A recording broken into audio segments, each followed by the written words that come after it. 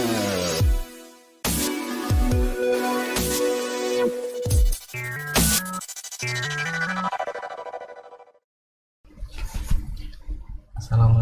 warahmatullahi wabarakatuh. Selamat sore Sobat Ipos, di mana saja Anda berada. Bersua kembali di acara Bitalk, sebuah program yang kami tayangkan melalui live streaming di Bipos Online, di Instagram dan kanal YouTube kami Bipos News Video.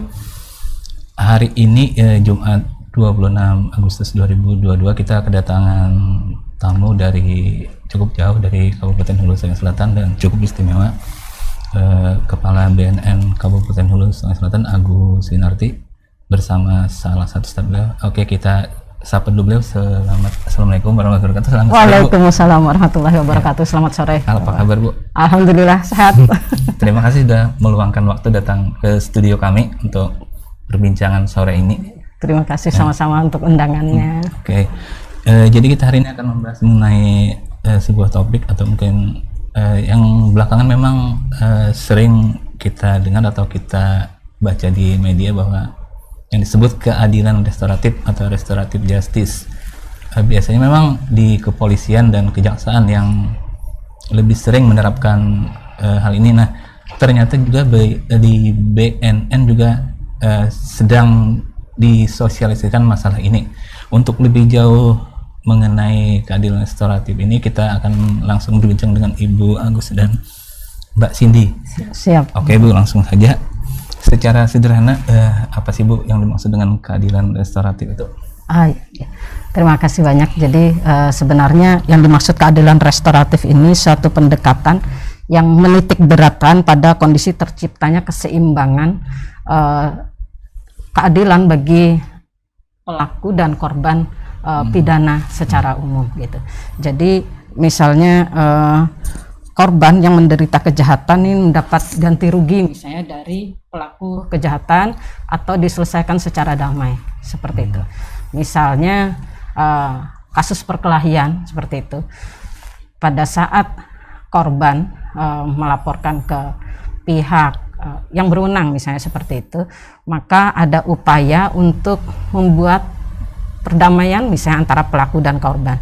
Apabila kemudian ada kesepakatan korban menerima upaya damai ini dari pelaku dengan menerima ganti rugi dan mereka kemudian menyatakan sepakat untuk berdamai, kasus tidak dilanjutkan sebagai perkara pidana, maka ini yang disebut keadilan restoratif atau restoratif justice bagi pidana secara umum seperti itu. Oke. Jadi mungkin buat masker ini saya dulu. Jadi secara sederhana setiap dalam hal ini yang terlibat sebuah perkara itu mungkin yang baik pidana atau dalam hal ini kita membicarakan penyalahgunaan narkoba, dia tidak harus menjalani hukuman di Bu ya. Ya, tidak menjalani hukuman pidana penjara katakanlah seperti itu. Nah, untuk mendapatkan sebuah keadilan restoratif ini apa aja mungkin Bu syarat formil dan materialnya dalam mungkin penjelasannya seperti apa Bu? Ini untuk penyalahguna narkotika, kalau dulu memang lebih banyak dipidanakan, namun akhir-akhir ini ada kebijakan dari pemerintah kita yang atas pertimbangan bahwa yang penpertama lapas overload lah, semua betul. Lapas di Indonesia overload dan 60-70% penghuni lapas adalah kasus narkotika ya. Jadi dan di sini tidak dipilah antara yang terlibat jaringan, dalam hal ini kurir, pengedar, bandar dengan penyalahguna atau pecandunya, semua menjadi satu di situ. Nah, jadi dan dikhawatirkan apabila mereka selain overload saja sudah menjadi satu permasalahan baru ya di lapas, dan adanya interaksi antara orang-orang yang terlibat dalam jaringan dengan penyalahguna ini akan saling belajar ya. Keluar dari masuk lapas menyalahgunakan, keluar menjadi pengedar, itu kan namanya naik kelas. Kita tidak mengharapkan seperti itu. Kemudian ada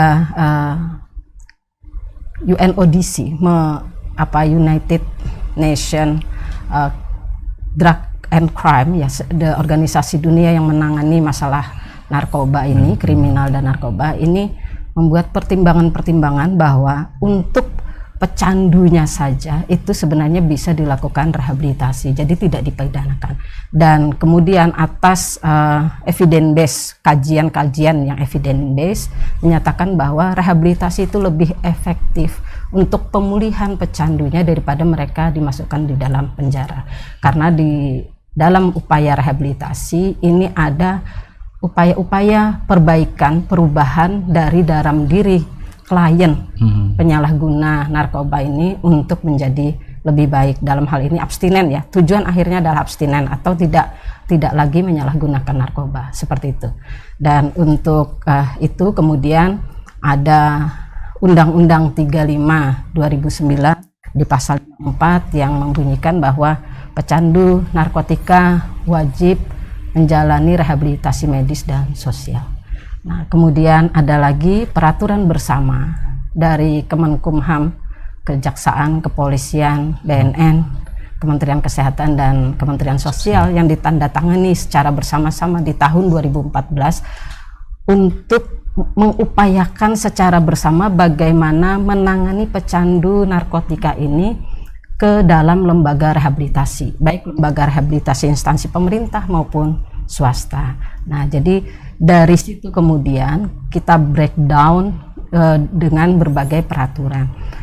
Tentu tidak semua orang bisa pada saat tersangkut compulsory istilahnya, ya, ditangkap itu kemudian bisa direhabilitasi karena ada peraturan Surat Edaran Mahkamah Agung nomor 4 2010 yang mengatur apa saja ketentuan-ketentuan seorang pecandu itu bisa dimasukkan, diputus untuk rehabilitasi, seperti itu. Yang pertama antara lain bahwa hasil tes urinnya adalah positif. Yang kedua bukan seorang residivis. Nah, kemudian yang ketiga barang buktinya tidak melebihi dari pemakaian 1 hari bagi pecandu. Takarannya berapa tuh 1 hari itu, Bu? Jadi mohon izin, ya, silakan. Saya ini bahwa berdasarkan surat edaran Mahkamah Agung, takaran 1 hari penggunaan itu kalau sabu atau metamfetamin, ya, itu kurang dari 1 gram. Hampir 1 gram. Ya, kemudian untuk kelompok MDMA atau ekstasi kurang dari 2,4 gram atau 8 butir, kurang dari itu. Kemudian untuk kelompok heroin 1,8 gram, psilocybin 3 gram, kelompok morfin 1,8 gram, dan buprenorfin 32 gram. Jadi ada ketentuan-ketentuan itu. Jadi kalau kurang dari pemakaian sehari, maka itu kemungkinan pecandu memang. Karena kalau pengedar mungkin lebih dari itu. Nah, kemudian yang ketiga, terbukti tidak terlibat dalam peredaran narkotika. Jadi secara database itu tidak masuk di dalam jaringan narkotika, baik sebagai kurir, pengedar, bandar, seperti itu.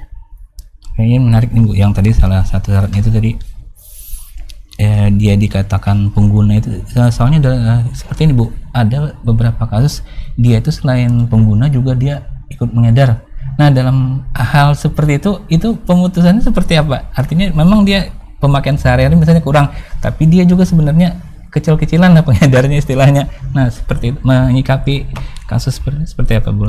Ya, jadi ini semua di awal tergantung dari penyidik yang menangkap awal, ya. Baik penyidik Polri maupun penyidik BNN.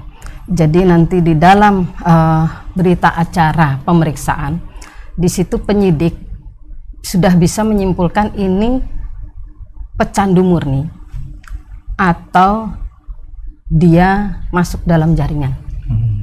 Maka kalau sudah ada indikasi masuk dalam jaringan, tidak perlu direhabilitasi, kan seperti itu, Pak, ya. Karena tentu sudah tidak bisa memenuhi syarat SEMA 4 2010 tadi, seperti itu. Jadi biasanya dari awal, dari saringan awal penyidik sudah tahu ini masuk dalam jaringan atau tidak, seperti itu. Oke. Kalau untuk yang tadi Bu, salah satunya bukan residivis juga tuh, kenapa pertimbangannya Bu? Kalau dia memang residivis langsung di-cut, tidak boleh? Iya, jadi kalau seorang residivis dia sudah tahu sebenarnya bahwa apa yang dilakukan ini keliru, melanggar hukum positif. Nah, kan jadi sudah dilakukan upaya pembinaan, dipidanakan, tapi masih melakukan. Artinya kan dia melakukan dengan sengaja sesuatu yang sudah tahu dampaknya atau konsekuensi hukum dari itu, seperti itu. Kalau mengenai ini sendiri, misalnya statusnya itu masih pelajar, itu ada pertimbangan tersendiri Bu? Ya, ini menarik ya untuk kasus anak, katakanlah begitu. Kalau di undang-undang kita kan ada Undang-Undang Perlindungan Anak ya, nomor 35 tahun 2014.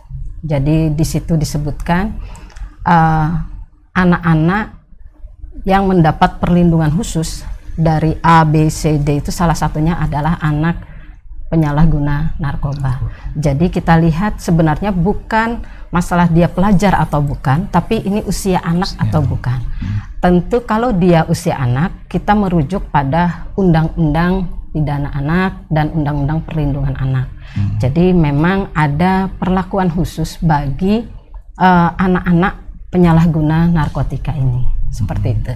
Jadi mohon izin, ini bisa dilakukan upaya-upaya diversi dari tingkat penyidik atau penuntut umum yang nanti penetapannya ada di bawah kewenangan hakim di pengadilan, seperti itu.